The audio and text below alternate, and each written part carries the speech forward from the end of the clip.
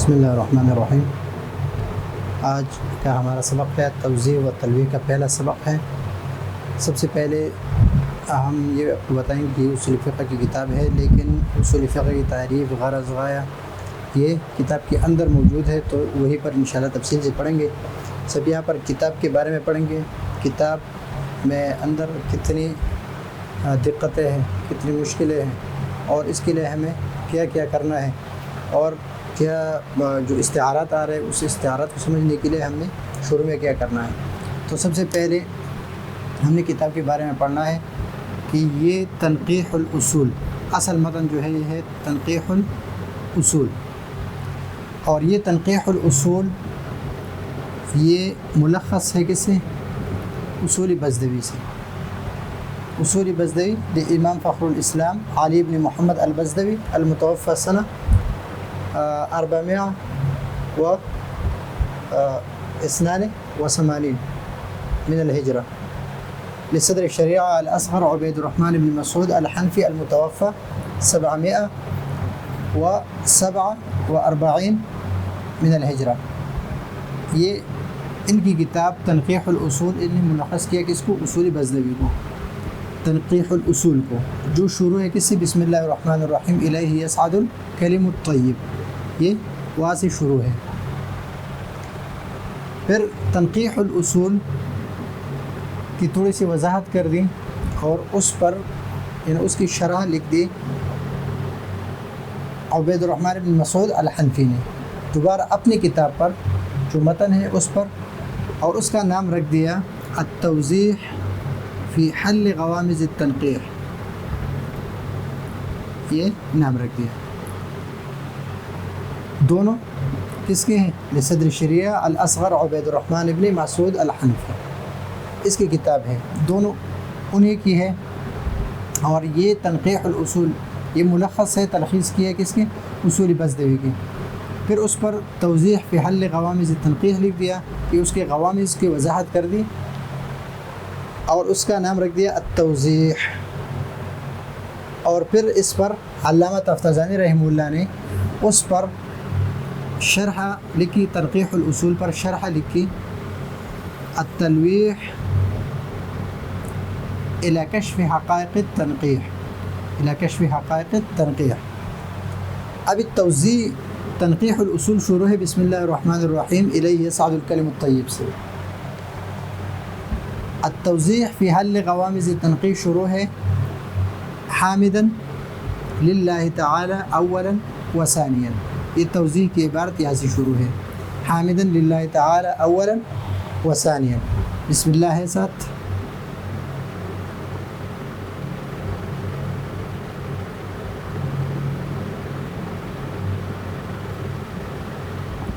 بسم اللہ الرحمن الرحیم حامدا للہ تعالی اولا و ثانیا۔ اور جو تلویح کی عبارت ہے وہ سب سے پہلے ہم پڑھتے ہیں، تلویح کی عبارت شروع کرتے ہیں، اور وہ بھی شروع ہے کس سے؟ بسم اللہ الرحمن الرحیم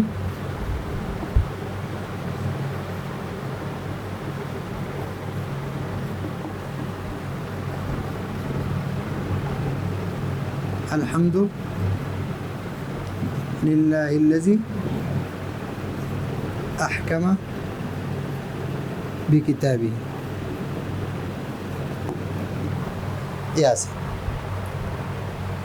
تلویح کی عبارت یہاں سے شروع ہے۔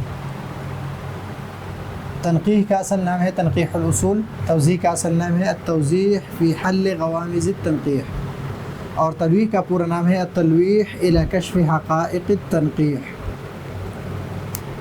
یہ تین عبارتیں جو ہے ایک ساتھ چلتی ہے، تو اس وجہ سے طلباء کو مشکلات ہوتی ہے، اور کتاب بھی مشکل لگتی ہے، لیکن انشاءاللہ کتاب کو ہم آسانی کے ساتھ پڑھائیں گے، جس طرح ہم پہلے کتابیں جو پڑھ چکے ہیں قطبی کی اور مختصر معنی کی مختلف کتابیں ہم پڑھا رہے ہیں، اور وہ بھی اسی انداز سے پڑھائیں گے۔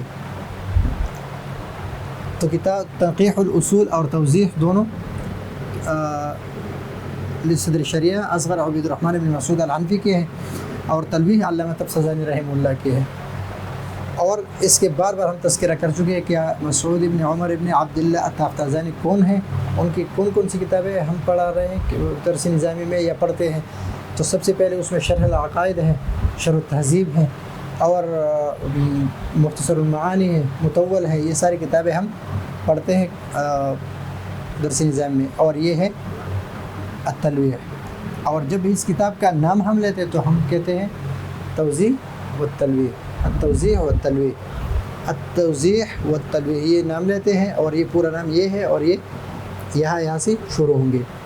اب یہاں پر عبارت میں کچھ استعارات ہیں.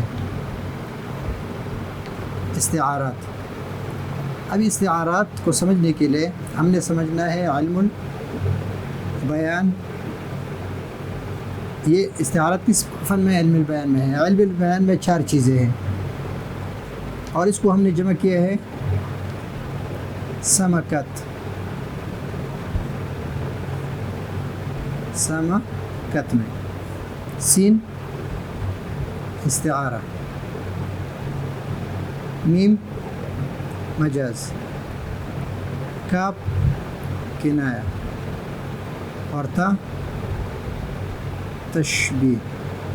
یہ 4 چیزیں ہیں اس میں. علم بیان میں ہم 4 چیزیں پڑھتے ہیں، سمکت، استعارہ، مجاز، کنایہ اور تشبیہ. یہ استعارہ ہم نے سمجھا کہ استعارات جتنی بھی ہے عبارت میں، اس کو ہم نے سمجھنا استعارات بہت سارے ہیں، اور بہت سارے قسمیں استعارات کی مختلف اعتبارات سے اس کی الگ الگ قسمیں ہیں. لیکن سب سے پہلے استعارہ کو سمجھنے کے لیے ہم نے تشبیہ کو سمجھنے کی تشبیہ کیا ہے. تشبیہ کی تعریف ہم مختصر معنی میں، تلخیص میں، اور دروس بلاغہ میں اور البلاغۃ الواضحہ میں تفصیل سے پڑھ چکے ہیں کہ تشبیہ کس کو کہ تشبیہ کہتے ہیں کسی چیز کو کسی خاص صفت یا کسی خاص خصوصیت مشترکہ کی وجہ سے دوسرے کی مانند قرار دینا، دوسرے کی طرح قرار دینا، اور دوسرے کی برابر قرار دینا کہ یہ اسی کی طرح ہے، دوسرے کی طرح قرار دینا، تو اس کو کہتے ہیں تشبیہ. تشبیہ کے 4 ارکان، تشبیہ میں تشبیہ کے 4 ارکان ہوتے ہیں. نمبر 1 ہے مشبہ، ایک ہے مشبہ بھی، ایک ہے ادات تشبیہ،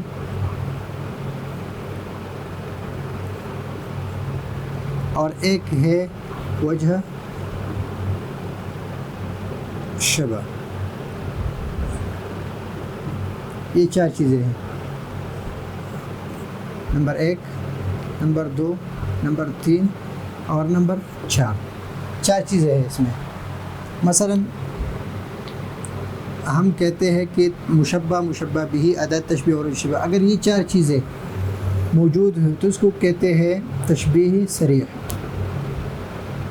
تشبیہ صریح کہتے ہیں اس کو. مثلا زید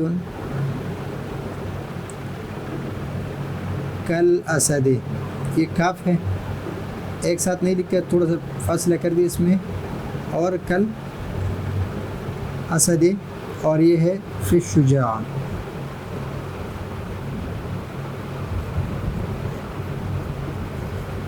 زید اسد، زید کل اسد فی الشجاعۃ. اب یہاں پر ایک ہے مشبہ.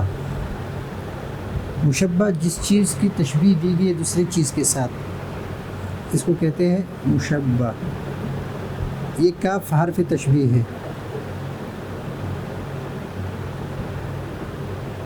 اسد یہ مشبہ بھی ہے. مشبہ بھی اس کو کہتے ہیں جس کے ساتھ تشبیہ دی گئی ہو.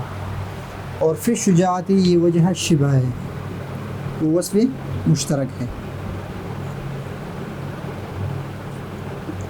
یعنی زید شجاعت میں کس کی طرح ہے؟ اسد کی طرح ہے، تو یہ وہ وصف مشترک ہے. یہ 4 چیزیں اس میں موجود ہیں. اب یہاں پر اگر ہم یہ کہیں کہ زید اسد فی الشجاعت، یا ہم کہیں کہ زید کل اسد،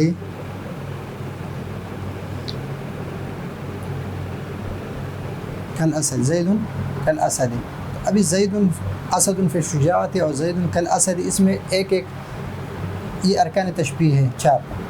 ان 4 میں سے یہاں پر بھی حرف تشبیہ نہیں ہے، اور یہاں پر وجہ شبہ نہیں ہے. جہاں پر وجہ شبہ موجود ہو تو اس کو مفصل کہتے ہیں، اور جہاں پر وجہ شبہ موجود نہ ہو اس کو مجمل کہتے ہیں. مجمل جہاں پر حرف تشبیہ موجود نہ ہو تو اس کو مؤکد کہتے ہیں، اور جہاں پر حرف تشبیہ موجود ہو تو اس کو مرسل کہتے ہیں. لیکن ایسا جملہ جس میں صرف مشبہ اور مشبہ بھی موجود ہو، مشبہ اور مشبہ بھی کو طرفین بھی کہتے ہیں. طرفین اگر صرف یہ موجود ہو، مثلا زید اسد، زید اسد، ہم زید اسد ہم نے کہہ دیا تو زید مشبہ اور اسد مشبہ بھی ہے. مشبہ اور مشبہ بھی ہے، اور اس کی مثال قرآن کریم میں ہن لباس لکم، مشبہ اور مشبہ بھی ہے، 2 مذکور ہیں، اور اس میں عدد تشبیہ اور جو شبہ موجود نہیں ہے. تو مشبہ اور مشبہ بھی موجود ہوں تو اس قسم کے تشبیہ کو کہتے ہیں تشبیہ بلیغ. تشبیہ بلیغ کہتے ہیں اس کو، تشبیہ بلیغ. ابھی استعارہ کو سمجھنے کے لیے ہم نے تشبیہ بلیغ کو سمجھ لیا. یہ سارا سبق ہم نے پڑھ لیا تشبیہ بلیغ کے لیے، اور تشبیہ بلیغ ہم پڑھتے کس کے لیے؟ استعارہ کے سمجھنے کے لیے.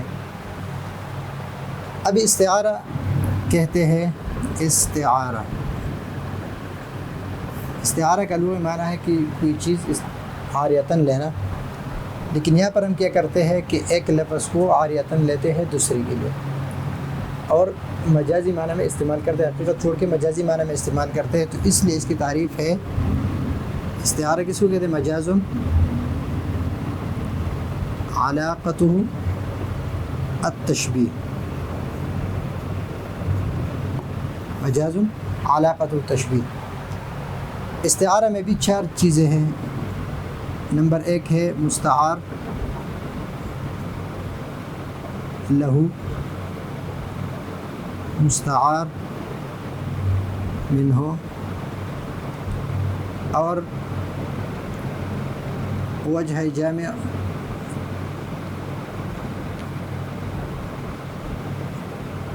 وجہ جامع اور قرینہ.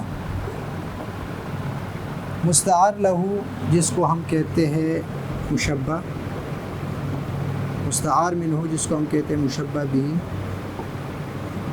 وجہ شبہ کو ہم یہاں پر کہتے ہیں وجہ جامع، اور ایسا قرینہ کہ یہ استعارہ پر قرینہ ہو، یعنی اس پر دلالت کر رہا ہے کہ یہاں پر مشبہ یا مشبہ بھی محذوف ہے، یا مراد مشبہ بھی ہے یا مشبہ ہے، یعنی مشبہ مذکور ہے یا مشبہ بھی مذکور ہے، اور یہاں پر مجاز کا استعمال ہے. تو یہاں پر استعارہ، یہاں پر ہم نے کہا کہ تشبیہ بلیغ میں 2 چیزیں، مشبہ یا مشبہ بھی. استعارہ میں ایک ہی مذکور ہوتا ہے، یا مشبہ یا مشبہ بھی، جس مشبہ کو ہم مستعار لہو کہتے ہیں اور مشبہ بھی کو مستعار منہ کہتے ہیں.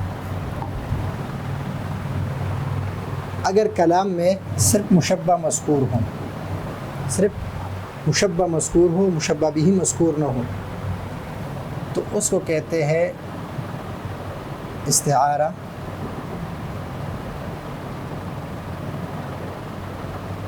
مکنیہ اور یا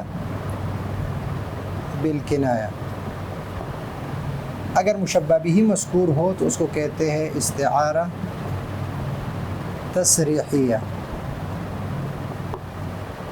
یہ دو قسم ہے اس کے، استعارہ مکنیہ، استعارہ بالکنایہ یا استعارہ تصریحیہ. مشبہ مذکور ہو یا مشبہ بھی مذکور ہو. مثلا ہم کہیں کہ حضر القمر المسجد، حضر القمر یا الشاي، چائے کے لیے چاند حاضر ہوا، قمر حاضر ہوا. تو ابھی قمر جو ہے یہ چائے پیتا ہی نہیں ہے، تو اس وجہ سے یہاں سے یہ پتہ چل رہا ہے کہ یہ قمر جو ہے یہ مشبہ بھی ہے، یعنی مجاز کا استعمال ہے. اس میں کس کے لیے استعمال ہوا ہے؟ الرجل الحسین کے لیے، الرجل الحسین کے لیے. تو یہاں پر مشبہ بھی ذکر ہے، مشبہ بھی ذکر ہے اور مشبہ ذکر نہیں ہے. تو یہ ہے استعارہ تصریحیہ، تصریحیہ. اور اگر ہم کہیں کہ رأیت الاسد یرمی، تو رأیت الاسد میں یہ مشبہ بھی ہے، یہ مذکور ہے، اور مشبہ کیا ہے؟ رجل الشجاع ہے. رجل الشجاع کے لیے اسد کا لفظ استعمال ہوا ہے، تو مشبہ مذکور نہیں ہے. تو یہاں پر یہ کیا ہے؟ تصریحیہ ہے. دوسری مثال ہے رأیت البحر یتکلم، رأیت البحر یتکلم. ابھی بحر عالم کی تشبیہ کس سے دی ہے؟ بحر سے. تو عالم مشبہ ہے اور بحر مشبہ بھی ہے، یا مشبہ مذکور ہے، مذکور نہیں، یا مشبہ بھی مذکور ہے. تو استعارہ تصریحیہ ہے، استعارہ تصریحیہ ہے. اگر مشبہ مذکور ہو، مثلا رأیت الرجل یزعر، ابھی الرجل کی تشبیہ کسی دی ہے؟ اسد سی دی ہے، اس لیے کہ یزعر یہ قرینہ ہے اس پر کہ یہاں پر استعارہ ہے. یہ قرینہ کس پر ہے؟ یزعر، اس لیے کہ زعر یزعر الاسد یعنی شیر کا داڑنا. تو ابھی یزعر کو تو یا مشبہ مذکور ہے اور مشبہ بھی، اسد جو ہے وہ مذکور نہیں ہے. تو اسد مذکور نہیں ہے اور جو مشبہ بھی ہے، تو یہاں پر استعارہ بالکنایہ ہے، مکنیہ نہیں ہے. پھر دو استعارے اور رہ گئے، ایک ہے تخیلیہ.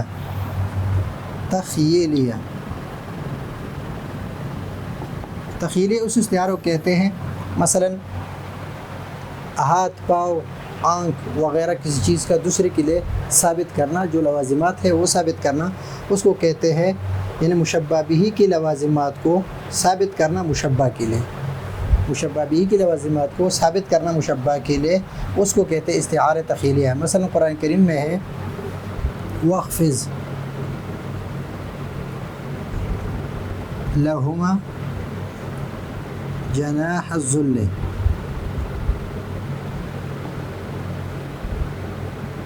ابھی جناح یہ کس کے لوازمات ہے؟ یہ الطیر کے. تو ذل یہ مشبہ ہے، الطیر مشبہ بھی ہے، مشبہ بھی ہے. تو یہاں پر استعارہ بنتا ہے کون سا استعارہ؟ استعارہ بالکنایہ، استعارہ بالکنایہ بنتا ہے، استعارہ مکنیہ. اور جو لوازمات ہیں، لوازمات طیر کو، طیر کے جو لازم ہے یعنی پر جو ہے یہ اس کے لوازمات میں سے ہے، پر اس کے ساتھ لگا ہوتا ہے، یہ ان کے لوازمات میں سے ہے. تو اس کو ثابت کیا کس کے لیے؟ ذل کے لیے. تو یہاں پر استعارہ تو اس کو کہتے ہیں استعارہ تخیلیہ.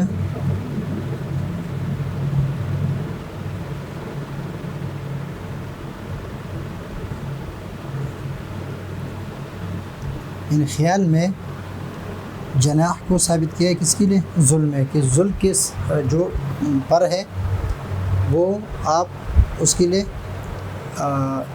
وقفز لہما، یعنی اپنے والدین کے لیے اس کو نیچے کرو.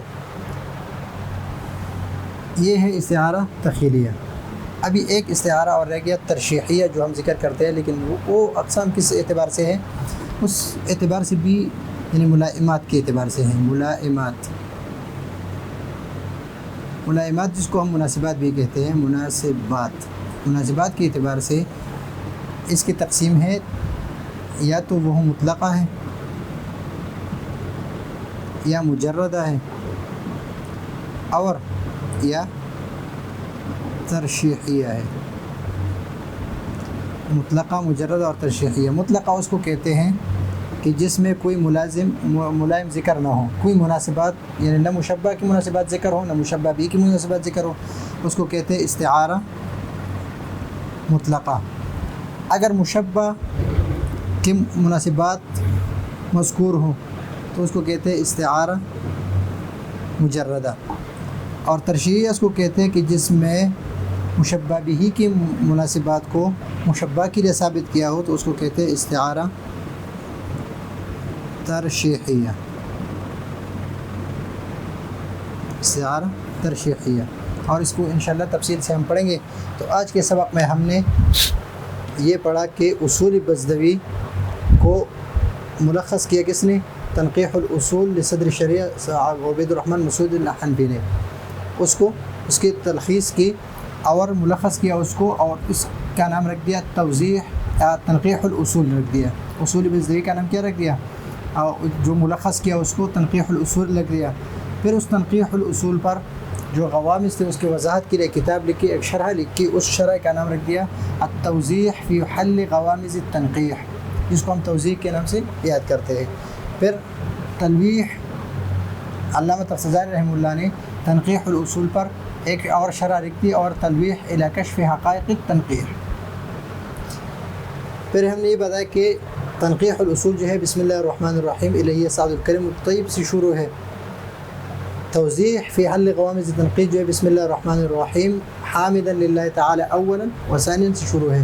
اور تلویح کی عبارت جو ہے وہ شروع ہے بسم اللہ الرحمن الرحیم الحمد للہ الذی احکم بکتابہ. سب سے پہلے ہم یہ عبارت پڑھتے ہیں، پھر یہ پڑھتے ہیں اور پھر یہ پڑھتے ہیں. یعنی پڑھتے نہیں بلکہ شروع، پہلے یہ شروع ہوتی ہے یہ عبارت، پھر یہ. اس کے بعد ہم نے استعارات کے علم بیان میں استعارہ، مجاز، کنایہ اور تشبیہ ہم پڑھتے ہیں. تشبیہ کے 4 ارکان ہیں. تشبیہ کی تعریف ہم نے کی. پھر اس کے 4 ارکان ہیں کہ ایک کسی چیز کو دوسری چیز کے ساتھ کسی خاص صفت یا کسی خصوصیت مشترکہ کی وجہ سے دوسرے کے معنی قرار دینا اور دوسرے کی طرح قرار دینا. تو اور اس کے ارکان 4 ہیں: مشبہ، مشبہ بھی، اس کو طرفین کہتے ہیں، اور ادات تشبیہ اور وجہ الشبہ. پھر ہم نے بتایا کہ اگر مشبہ حرف تشبیہ نہ ہو تو اس کو ہم الگ نام دیتے ہیں. اگر اس کو ہم مؤکد کہتے ہیں، اور اگر یہاں پر وہ جو شبہ نہیں ہے تو اس کو ہم مجمل کہتے ہیں. اس کو مؤکد اور اس کو مجمل کہتے ہیں. یا وہ جو شبہ ہے تو اس کو مفصل کہتے ہیں، اور یا حرف تشبیہ ہے تو اس کو مرسل کہتے ہیں. لیکن جب یہ نہ حرف تشبیہ ہو اور نہ وہ جو شبہ ہو، صرف مشبہ اور مشبہ بھی ان طرفین موجود ہوں، تو اس کو کہتے ہیں استعارہ بلیغ. تشبیہ بلیغ کہتے ہیں اس کو. یہ تشبیہ بلیغ اس میں مشبہ اور مشبہ بھی دونوں ہیں. لیکن اگر اس میں صرف مشبہ ہو یا صرف مشبہ بھی ہو اور اس پر قرینہ موجود ہو، مجاز کے استعمال پر قرینہ موجود ہو، تو اس کو ہم کہتے ہیں استعارہ. کیا کہتے ہیں؟ استعارہ. یہ مشبہ موجود ہو، مشبہ بھی مذکور نہ ہو، یا مشبہ بھی مذکور ہو، مشبہ مذکور نہ ہو، تو اس کو ہم استعارہ کہیں گے. اور اگر مشبہ بھی مذکور ہو اور مشبہ مذکور نہ ہو تو اس کو ہم کہیں گے استعارہ تصریحیہ. اگر مشبہ مذکور ہو اور مشبہ بھی مذکور ہو اس کو ہم استعارہ بالکنایہ مکنیہ کہیں گے. اگر لوازمات مشبہ بھی کو ہم ثابت کریں کس کے لیے؟ مشبہ کے لیے، تو اس کو ہم کہیں گے استعارہ تخیلیہ، اور اگر ملائمات جو مناسبات ہوتے ہیں مثلا کھانا پینا چلنا اڑنا بیٹھنا، یہ سارے مناسبات میں سے ہے، یا غروب ہونا طلوع ہونا سورج کے لیے یا کسی اور چیز کے لیے، تو وہ یہ مناسبات ہے، یہ ملائمات ہیں۔ ملائمات کو مشبہ بھی کو مشبہ کے لیے ثابت کرنا، اس کو ہم کہیں گے استعارہ ترشیحیہ۔ یہ ہم نے تفصیل سے آپ کو مثالیں دی کہ حضر القمر الشائی، تو یہاں پر قمر جو ہے یہ چائے کے لیے حاضر نہیں ہو سکتا ہے، تو اس سے پتہ چلتا ہے کہ یہ حقیقی معنی میں نہیں مجازی معنی میں ہے۔ اور مشبہ تشبیہ دی ہے کسی الرجل الحسین سے، تو مشبہ بھی ذکر ہے اور مشبہ ذکر نہیں ہے، تو یہ ہے استعارہ تصریحیہ۔ اور یہاں پر رأیت الاسد یرمی، یہاں پر بھی استعارہ تصریحیہ ہے، یا رأیت الرجل یزعر، رأیت الرجل یزعر، کہ میں نے ایک آدمی کو دیکھا کہ یزعر وہ شیر کی طرح دوڑ رہا تھا، تو ابھی یہاں پر الرجل یزعر، زعر یزعر، یہ اس چیز پر قرینہ ہے کہ مشبہ بھی یزعر کا لفظ جو ہے یہاں پر استعارہ ہے، مشبہ بھی ذکر ہے اور مشبہ بھی مذکور نہیں، یہاں پر اس چیز کی دوسری چیز کے ساتھ تشبیہ دی گئی ہے لیکن وہ مذکور نہیں، تو اس وجہ سے یہاں پر اس پر یزعر کا لفظ قرینہ ہے، اور اس سے مراد کیا ہے؟ رجل شجاع ہے، رجل شجاع، تو یہاں پر یہ استعارہ بالکنایہ ہے۔ اور یہاں پر جناح الذل میں ہم نے بتایا کہ استعارہ تخیلیہ ہے، اس لیے کہ طیر کی جناح کو ثابت کیا ذل کے لیے، یعنی مشبہ بھی کے لوازم کو ثابت کیا مشبہ کے لیے، تو یہ استعارہ تخیلیہ ہے، اور ملائمات کو ثابت کرنا یہ ترشیحیہ ہے۔ تو یہ ہے آج کا ہمارا سبق، اگلے سبق کے لیے اجازت چاہتے ہیں، اللہ حافظ۔